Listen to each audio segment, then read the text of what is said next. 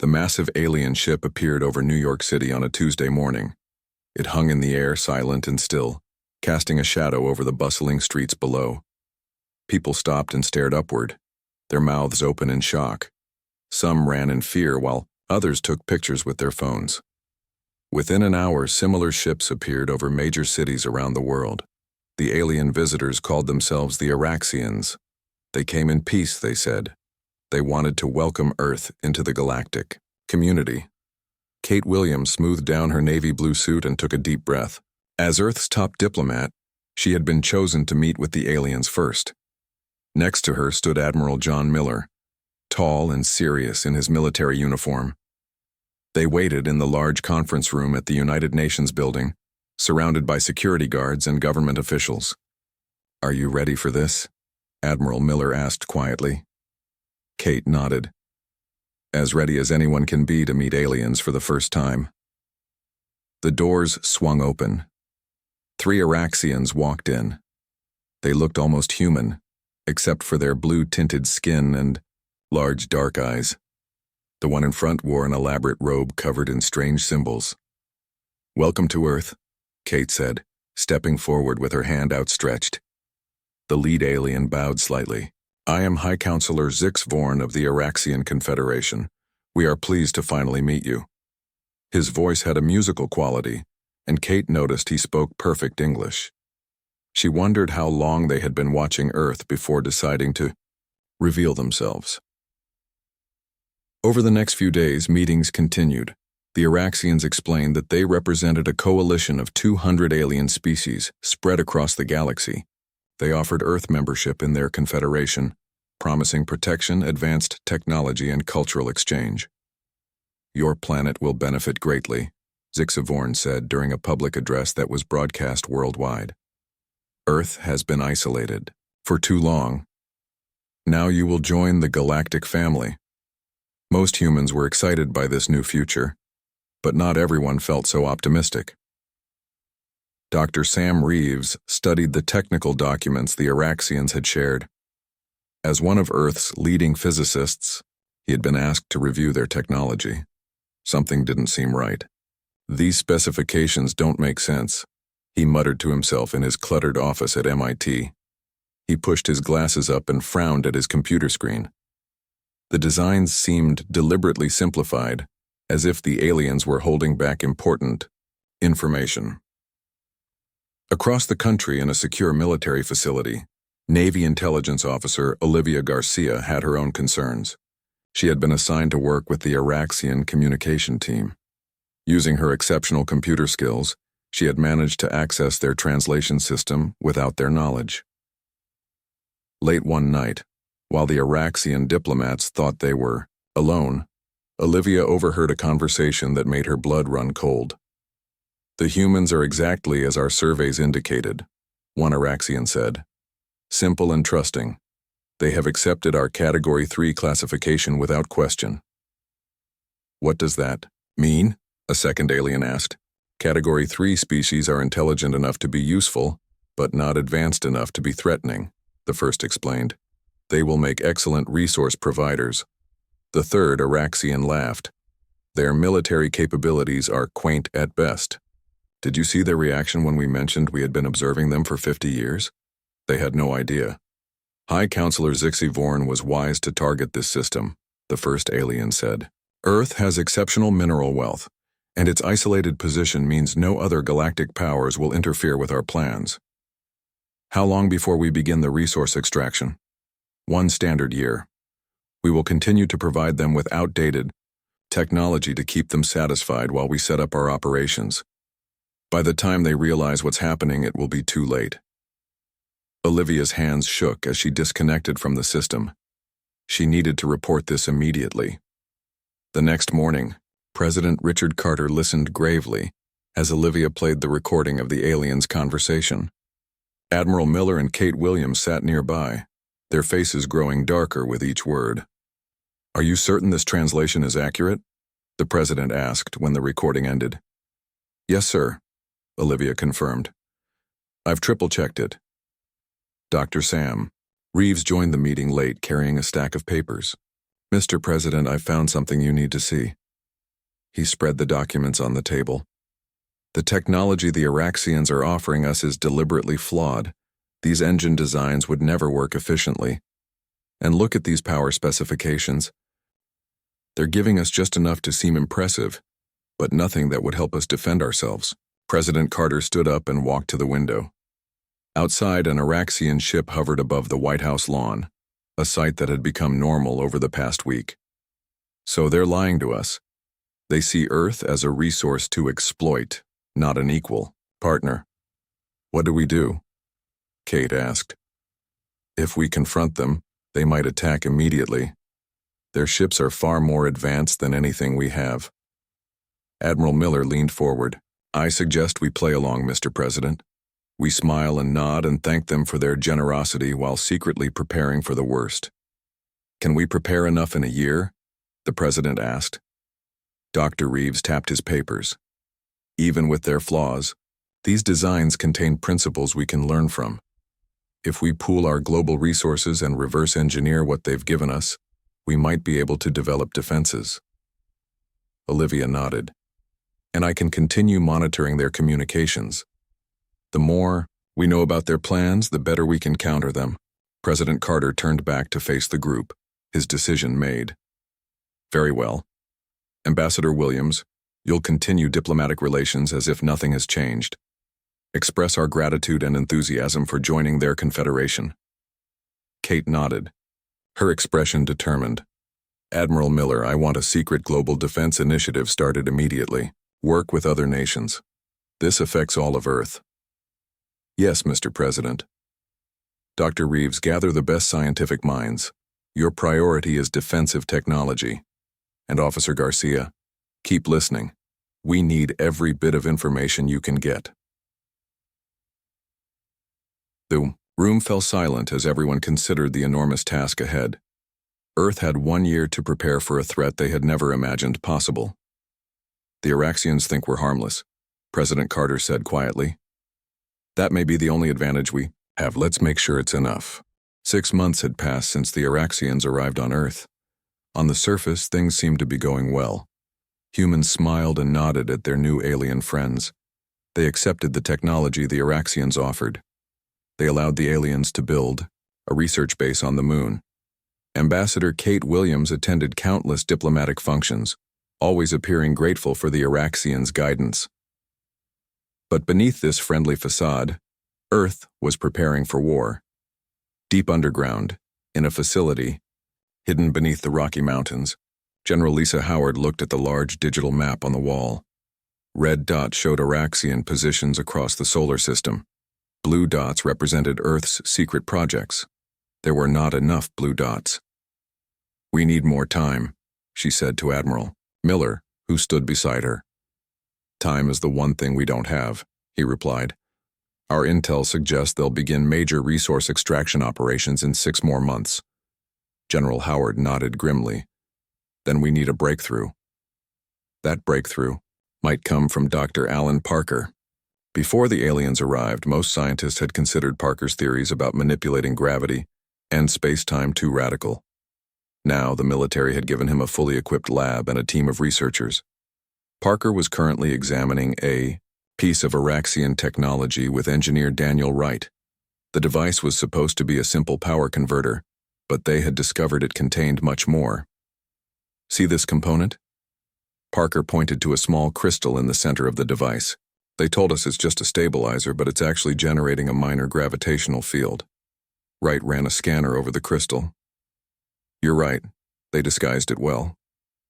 Parker smiled. Not well enough. If we can understand how this works, we might be able to create our own version, maybe even improve it. He looked at his colleague. How's the weapons project coming along? Wright's face brightened. We had a breakthrough last week. Based on your theories, we've developed a prototype that might bypass their shield technology. The test results are promising. Across the world, similar secret projects were underway. In Japan, scientists were developing advanced robotics that could operate in space. In Brazil, a team was working on communication systems that the Araxians couldn't monitor. In Russia, Engineers were building hidden missile silos that wouldn't show up on alien scans.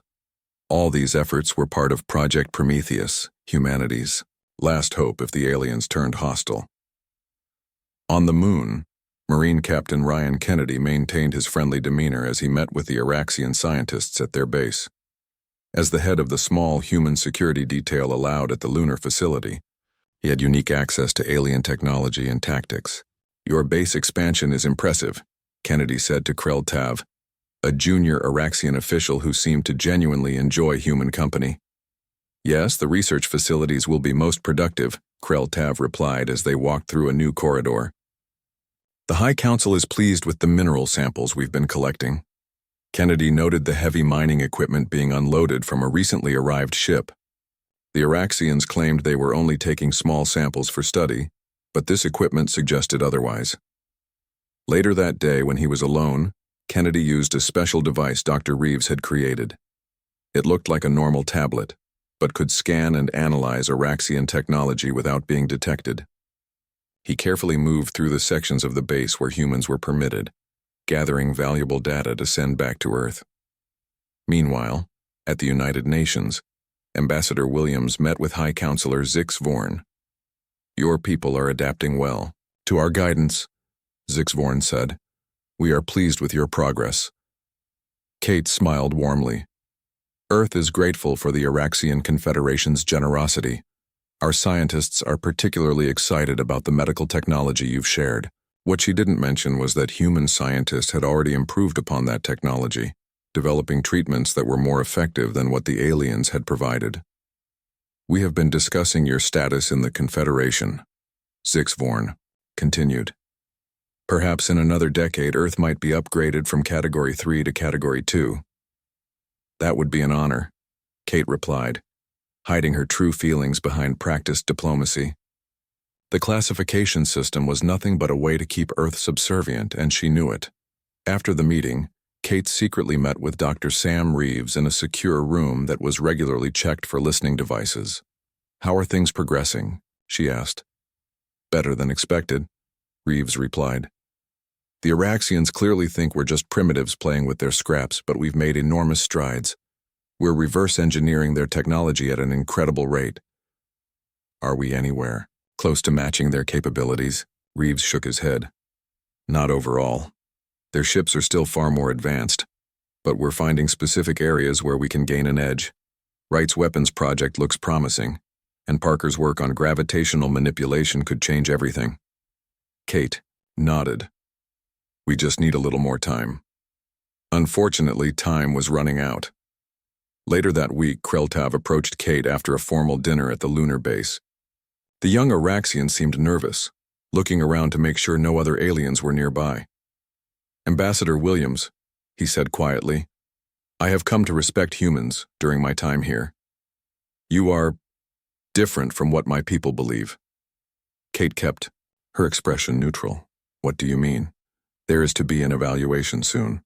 The Confederation's military arm will be arriving to assess Earth's development and other matters." He hesitated. "I should not be telling you this, but preparations should be made." A chill ran down Kate's spine. "Thank you for this information. We value cultural exchange and openness." Kreltav nodded and quickly left. That night, Kate sent an encrypted message to President Carter. "The clock is ticking faster than we thought." The next day, Project Prometheus went into high alert. The hidden shipyards beneath the ocean floors increased production. Military forces around the world prepared to deploy. Dr. Parker and Dr. Reeves worked around the clock to finalize their breakthroughs. In space, Captain Kennedy observed more Araxian warships arriving at the lunar base. Through his special tablet, he sent images back to Earth. "Whatever they're planning," he reported, "it's happening soon." General Howard looked at the latest intelligence reports and turned to Admiral Miller. "Are we ready?" Miller's face was grim but determined. "We'll have to be." The alarm blared through the Pentagon at 3:17 a.m. General Lisa Howard rushed into the command center, still buttoning her uniform jacket. The large screen on the wall showed multiple red dots entering the solar system. "How many?" she asked the Officer at the main console. 27 large ships, ma'am. Much bigger than anything we've seen before. Admiral Miller entered the room, his face grim. They're not even trying to hide their approach. This isn't a diplomatic visit. President Carter joined them via secure video link. Have they made contact yet? No, sir, General Howard replied. But they're moving fast. They'll reach Earth orbit in less than 3 hours.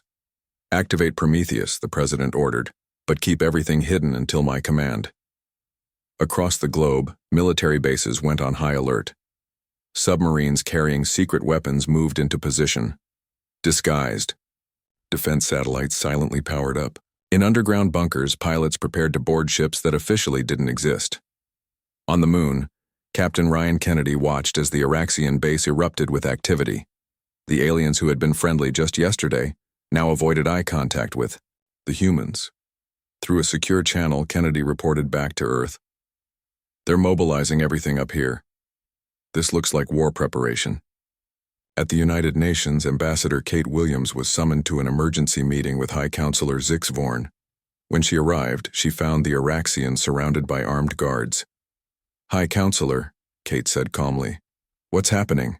Zix Vorn's face showed no emotion. The Confederation has completed its evaluation of Earth. You have been reclassified as a resource world. Kate kept her diplomat's mask in place. I don't understand. What does that mean? It means your world possesses resources needed by the Confederation. Your cooperation is no longer required, merely your compliance. 3 hours later, the Araxian fleet entered Earth orbit. A new alien appeared on all communication channels, worldwide. His uniform was decorated with symbols of rank and his expression was cold. People of Earth, I am Admiral Vrenthax of the Araxian Confederation Military Command. Your planet is now under Araxian control. Any resistance will be met with force. To demonstrate our resolve, a smaller ship detached from the fleet and descended toward Antarctica. A beam of light shot from the vessel to the surface. When it stopped, satellite images showed a massive crater where there had once been ice. That area was uninhabited. Vrenthax continued. The next demonstration will target a population center unless your governments surrender immediately. What the Admiral didn't know was that a small research station had been in that uninhabited area. 37 scientists and support staff had just been killed. President Carter appeared on the emergency broadcast system. This is a message to all citizens. Stay calm and remain indoors if possible. I will be speaking with the Araxian commander to resolve this situation peacefully. In dear reality, the president was buying time. In his secure bunker, he turned to his military advisors. Are we ready? General Howard nodded. As ready as we'll ever be, sir. Then it's time to show them what Earth can do. Execute Operation Thunderbolt. In space, hundreds of objects that the Araxians had dismissed as satellites or space junk suddenly came to life. These were Earth's defense platforms, disguised and hidden in plain sight over the past year. They had been built in secret underwater facilities and launched under the cover of routine space missions. The platforms fired weapons based on Dr. Parker's revolutionary work. Instead of conventional energy beams, these weapons created localized distortions in space-time that passed right through the Araxian shields. On the main Araxian warship, alarms sounded. Shields are failing in multiple sections, an officer reported to Admiral Vrenthax.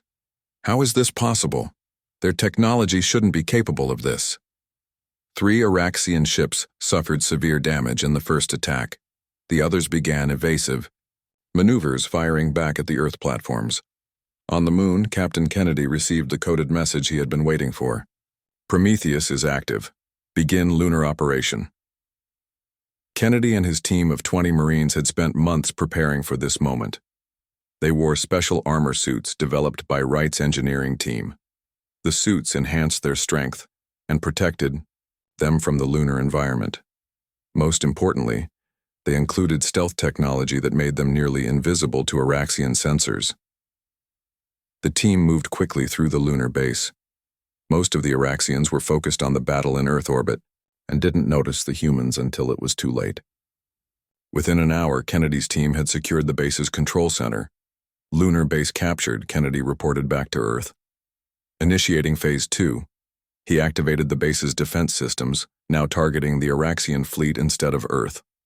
In orbit, Admiral Vrenthax watched in disbelief as his ships came under attack from the lunar base. This is impossible. How could they take the base so quickly? He opened a channel to Earth. President Carter, your resistance is futile. You cannot hope to defeat the Araxian Confederation. The president's reply was calm. Admiral Vrenthax, we gave you every opportunity for peaceful cooperation. You chose deception and violence. Now you're seeing just a fraction of Earth's true capability. Vrenthax's fleet regrouped and prepared to launch a massive counterattack. But before they could fire, another surprise awaited them. The oceans. Surface broke as enormous structures rose from below. These were Earth's first true warships, built in secret underwater facilities. Dr. Sam Reeves and Dr. Alan Parker watched from the lead ship as their theories became reality. The ships were powered by hybrid engines that combined human innovation with reverse-engineered alien technology. Their weapons systems were unlike anything the Araxians had ever faced. The Earth ships engaged the alien fleet. They were smaller, but more maneuverable, and their crews fought with the desperation of people defending their home. After 2 hours of intense battle, Admiral Vrenthax ordered his remaining ships to retreat to the edge of the solar system. Nearly a third of his fleet had been destroyed or disabled. This isn't over, he transmitted before jumping to faster-than-light speed. The full might of the Confederation will return. Enjoy your temporary victory while you can. As the Araxian ships disappeared, cheers erupted in command centers across Earth. But the celebration was short-lived. Admiral Miller addressed the assembled military leaders. We've won the first battle, but Vrenthax is right, this isn't over. They'll be back with a bigger fleet. President Carter nodded. How long do we have? Based on their communication, signals we intercepted may be 3 months, General Howard replied. They're calling for reinforcements from the Confederation homeworld. Then we have 3 months to prepare for round 2, the president said. And this time, we're taking the fight to them. 2 months had passed since Earth's forces had pushed back the Araxian fleet. Every day counted as humanity prepared for the next attack. But this time, Earth had different plans. They would not wait for the enemy to come to them. Admiral John Miller stood on the bridge of the flagship Defiance. It was the largest and most advanced ship humans had ever built. Around him, officers worked at their stations, checking systems and preparing for humanity's first journey beyond the solar system. All systems are ready, Admiral, reported his second-in-command. Miller nodded. Then it's time. Signal the fleet. Outside, 12 more ships moved into formation. They were smaller than the Defiance, but just as deadly. Each carried weapons based on Dr. Parker's breakthrough technology and was crewed by the best soldiers and pilots Earth had to offer. Dr. Sam Reeves and Dr. Alan Parker watched from the science station on the bridge. For months they had worked to perfect their greatest achievement, a propulsion system that allowed for faster-than-light travel without using the standard routes the Araxians relied on. Will it work? Miller asked them. Parker nodded confidently. The test runs were successful.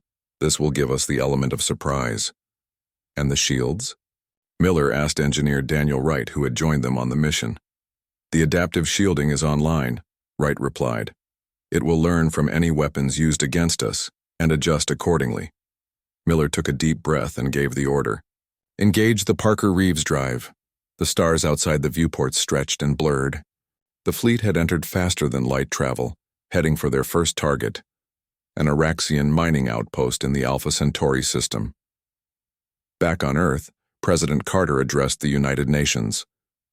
Today, humanity takes the fight to those who sought to enslave us.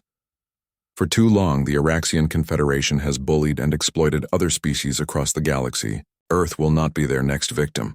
Instead, we will be the ones who finally stand up to their tyranny. At the Alpha Centauri outpost, the Araxians had enslaved a species called the Novan. The Novans were small, blue-skinned beings with 4 arms. They worked in the mines, extracting valuable minerals for their Araxian masters. The Earth fleet dropped out of faster-than-light travel behind the moon of the mining planet, hidden from Araxian sensors. Captain Ryan Kennedy prepared his team for the ground mission. "Remember," he told his Marines, "we're not just fighting for Earth now. We're fighting for all the species oppressed by the Confederation." Kennedy's team, along with Officer Olivia Garcia's Special Forces Unit, boarded shuttlecraft and headed for the surface.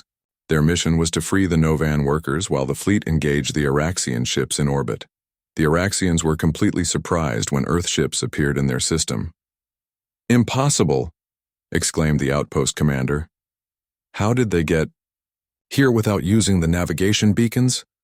By the time the Araxians scrambled their defense ships, half of their orbital platforms had already been destroyed. The Earth fleet moved with precision and coordination that shocked the alien commanders. On the surface, Kennedy and Garcia led their teams through the mining facility. They quickly overwhelmed the Araxian guards who had never expected to face human soldiers so far from Earth. Garcia approached a group of frightened Novan workers. "We're from Earth," she explained through a translation device. "We're here to help you." The Novans were confused at first, but when they saw the Araxian guards being taken prisoner, they began to understand. One stepped forward. "You fight Araxians?" "Why?" "Because they attacked our world," Kennedy explained. "And because no species deserves to be enslaved." Within hours, the outpost was under human control. The freed Novans helped identify other mining sites on the planet. Earth's forces moved quickly to liberate them all. News of the human victory spread quickly through the galactic communication network. Other species that had suffered under Araxian rule watched with growing hope and interest. The Earth fleet did not stop at Alpha Centauri. Over the next several weeks, they targeted other Araxian outposts in nearby star systems. Each time they freed enslaved populations and destroyed Araxian military infrastructure. Ambassador Kate Williams received a surprising message at Earth's lunar base, which now served as a forward command center. It came from a species called the Drektar, reptilian beings who had fought against the Araxians for centuries. "Humans of Earth," the message said, "we have observed your victories against our common enemy. We propose an alliance." Williams brought this news to Admiral Miller when the fleet returned briefly to the solar system for resupply. "The Drektar have advanced technology and know Araxian tactics better than anyone," she explained. "Their help could be invaluable." Miller agreed. "We'll need all the allies we can get when the Araxian Grand Armada arrives." On the Araxian homeworld, the High Council met in emergency session. High Councilor Zix Vorn faced harsh criticism from his peers. "You assured us that humans were merely a Category 3 species," one council member shouted. "Yet they have defeated our forces in multiple systems and turned the Drektar against us." I underestimated them," Zix Vorn admitted. "Their ability to adapt and innovate is unlike anything we've seen before." The council chamber fell silent as Admiral Vrenthax entered. He had been recalled from the front lines to report directly to the leadership. "The humans now control 7 systems that were once ours," he said coldly. "They have allied with the Drektar and armed 3 other species that have rebelled against us. If we do not act decisively, the entire eastern quadrant may be lost." "What do you suggest?" asked the head of the council. "Send the Grand Armada," Vrenthax replied without hesitation. 1,000 warships, our most powerful weapons. We will crush Earth and make an example of them for any other species considering rebellion." The council members murmured among themselves before reaching a decision. "The Grand Armada will depart immediately," the head counselor announced. "Earth must be stopped before they inspire more resistance." As the meeting ended, a junior official named Kreltav, who had served on Earth's moon, slipped away. He had come to respect humans during his time on the lunar base. Now he made a difficult decision. Using a secure channel, Kreltav sent a message to Ambassador Williams. "The Grand Armada has been deployed, 1,000 ships. They plan to destroy Earth completely. Prepare yourselves." When President Carter received this news, he called an emergency meeting with his military commanders. 1,000 ships, General Howard repeated, her face grave. "That's more than 20 times what we faced before." Admiral Miller nodded. "We can't beat those numbers in a direct confrontation," Then we won't fight directly, the president replied. We'll use what makes humans special, our unpredictability, our creativity. He turned to Dr. Parker and Dr. Reeves. I need your biggest, craziest ideas, gentlemen. The kind that might just save our planet. The scientists exchanged a look. Actually, Mr. President, Dr. Reeves said, we've been working on something that might just do the trick. The edge of the solar system was quiet and cold. Pluto and the other distant bodies silently orbited the faraway sun. But this quiet would not last. Soon, this region of space would witness the greatest battle in human history. Admiral John Miller stood on the bridge of the Defiance looking at the tactical display. The combined Earth-Drektar fleet waited in formation. 87 ships against 1,000. The odds seemed impossible. Any sign of them yet? Miller asked. Nothing yet, sir, replied the sensor officer. But our long-range scouts report. They're on schedule. The Araxian Grand Armada will arrive within the hour. Miller nodded and turned to his special guests. Dr. Alan Parker and Dr. Sam Reeves were making final adjustments to a device they called the Disruptor. It was their crazy idea, their last hope. Will it work? Miller asked. Parker looked up from his calculations. In theory, yes.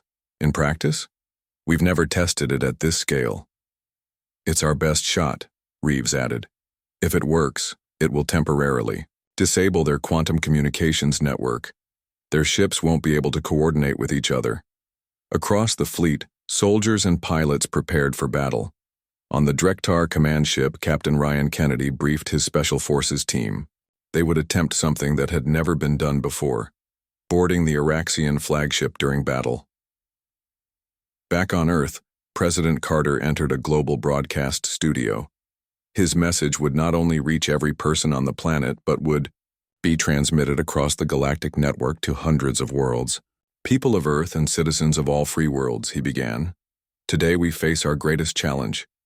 The Araxian Grand Armada comes not just to conquer Earth, but to crush the hope we have inspired across the galaxy. His words reached billions of beings on dozens of planets. Many had lived under Araxian rule for generations.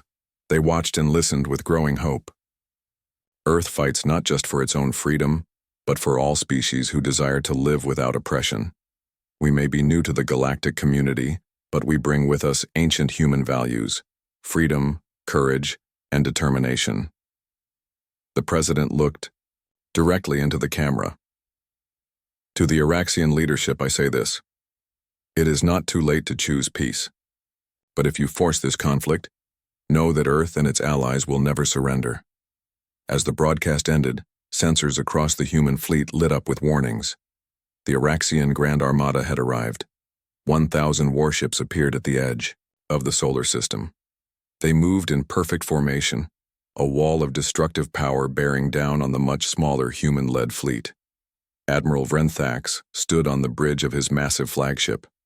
He felt confident as he surveyed the enemy forces. They brought their entire fleet, he said with satisfaction. Good. We will destroy them all at once. He opened a communication channel. Attention human vessels. This is Admiral Vrenthax of the Araxian Grand Armada. Your resistance ends today. Surrender now, and your planet may be spared total destruction. Admiral Miller's response was brief. We will not surrender to tyrants. Vrenthax smiled coldly. Then you will be the first to die. All ships advance. The 1,000 Araxian ships moved forward in perfect unison. Their front line fired the first volley, energy beams streaking across space toward the human fleet. But Admiral Miller had prepared for this moment. Activate defensive pattern Omega. All ships execute evasive maneuvers. The Earth ships moved in ways the Araxians had never seen before. Instead of maintaining rigid formations as Araxian doctrine dictated, the human vessels scattered in seemingly random patterns, making them difficult to target. The Drektar ships added to the confusion, using their advanced cloaking technology to disappear and reappear in unexpected locations, striking at the edges of the Araxian formation. Still, the sheer number of enemy ships was overwhelming. 3 human vessels were destroyed in the first 10 minutes of battle. Miller knew they couldn't win through conventional tactics. "Dr. Parker, Dr. Reeves, it's time," he ordered. The two scientists looked at each other and nodded. Parker pressed a series of commands into his console. "Disruptor activating now." The device began to hum. Energy readings spiked across the Defiance. For a moment, nothing seemed to happen. Then, across the Araxian fleet, ship after ship suddenly lost formation. Their movements became erratic and uncoordinated. "It's working," Reeves exclaimed. "Their quantum communications network is down. They can't synchronize their actions." Admiral Vrenthax slammed his fist on his command console. "What is happening? Why can't we contact the rest of the fleet?" His officers worked frantically at their stations. "Some kind of disruption field, Admiral. We've never seen anything like it." "Switch to backup systems," Vrenthax ordered. But the damage was done. The perfect formation of the Grand Armada had dissolved into chaos. Without their network, the Araxian ships could not execute their complex battle plans. Admiral Miller seized the opportunity. "All ships, target the enemy flagship. Concentrate your fire." The human fleet and their allies focused their attack on Vrenthax's massive vessel. Its shields began to fail under the concentrated assault. "Boarding team, you're up," Miller commanded. Captain Kennedy and Officer Garcia led their special forces onto a stealth shuttle. Using the confusion of battle as cover, they approached the Araxian flagship. With precision and skill born from months of training, they found a way through the damaged shields and docked with the massive vessel. "We're in," Kennedy reported, as his team breached the hull. Fighting their way through the ship, they encountered heavy resistance. But the Araxian crews were confused and disorganized without their communication network. After 30 minutes of intense combat, Kennedy's team reached the bridge. In a final desperate stand, Admiral Vrenthax and his bridge officers fought against the human boarders. But they were no match for Kennedy and Garcia's elite team. "Admiral Vrenthax," Kennedy said as the alien commander was taken into custody, "your fleet is in disarray and your flagship is captured. Order your forces to stand down." Across the galaxy, word spread quickly of the impossible human victory. On dozens of worlds, populations that had lived under Araxian rule for generations rose up against their oppressors. The rebellion that Earth had sparked became a galactic revolution. 2 weeks later, Ambassador Kate Williams stood in the Great Hall of the Galactic Council. The massive chamber was filled with representatives from hundreds of species. The Araxian delegation sat in shame, their once dominant position now lost. "Earth proposes a new charter," Williams announced to the assembly. "One based on mutual respect and cooperation rather than domination. All intelligent species deserve the right to self-determination and fair treatment." Her words were met with thunderous approval from most of the council members. One by one, representatives from formerly oppressed worlds stood to support Earth's proposal. In a cell on Earth, former High Counselor Zix Vorn sat alone with his thoughts. A human guard brought him a meal. "I don't understand," Zix Vorn said bitterly. "How could this happen? You were just a Category 3 species." The guard smiled, slightly. "That was your first mistake, putting us in categories, thinking you could predict what humans would do. We've always been at our best when faced with impossible odds." As the guard left, Zix Vorn reflected on the incredible chain of events. The Araxian Confederation had ruled the galaxy for 10,000 years. Now it had fallen in less than one Earth year, all because they had thought humans were harmless. They had been very, very wrong.